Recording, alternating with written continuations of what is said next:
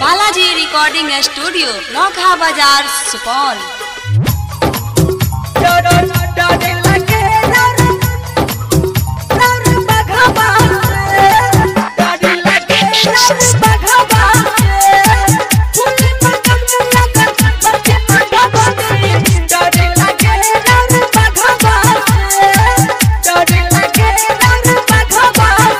विशाल बाबू नौखा बाजार सुपौल। विशाल बाबू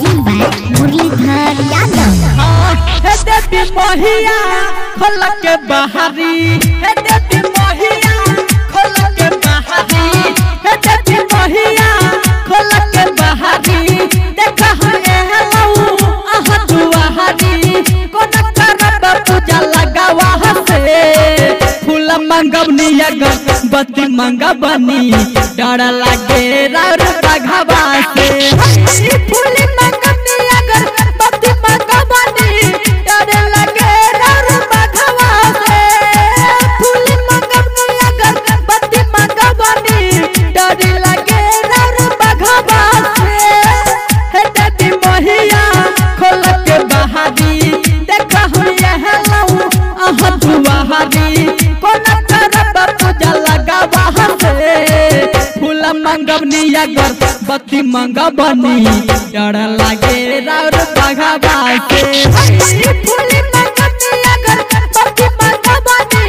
डर लागे राउर बघवा से फूल मंगवनी बत्ती मंगवनी डर लागे राउर बघवा से डर लागे राउर बघवा से बालाजी रिकॉर्डिंग स्टूडियो विशाल बाबू विशाल बाबू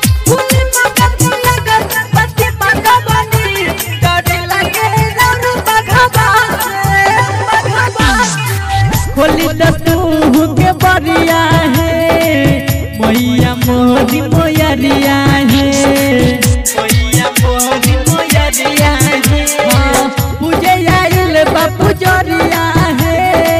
हाथ में लेके खड़िया है हाथ में लेके खड़िया है देवी महिया खोल के बहारी देखा लऊ आहा दुआरी कोन करब पूजा लगावा से फूल मंगवनी बत्ती मंगवनी डर लागे राउर बघवा से फूल मंगवनी बत्ती मंगवनी डर लागे राउर बघवा से फूल मंगवनी बत्ती मंगवनी डर लागे राउर बघवा से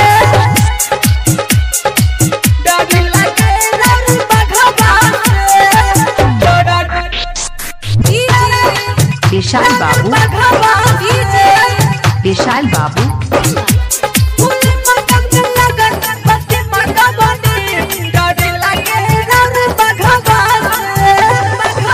सबसे बका बहारा भइल कर रहा जोर है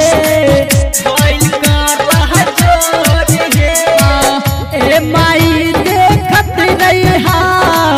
हो गइल अभी भोर है हो गइल अभी भोर है मुरलीधर आइल तोरा दुआरी हाथ में लेके तू गोठारी कोन करब पूजा लगावा से फूल मंगवनी बत्ती मंगवनी डर लागे राउर बघवा से फूल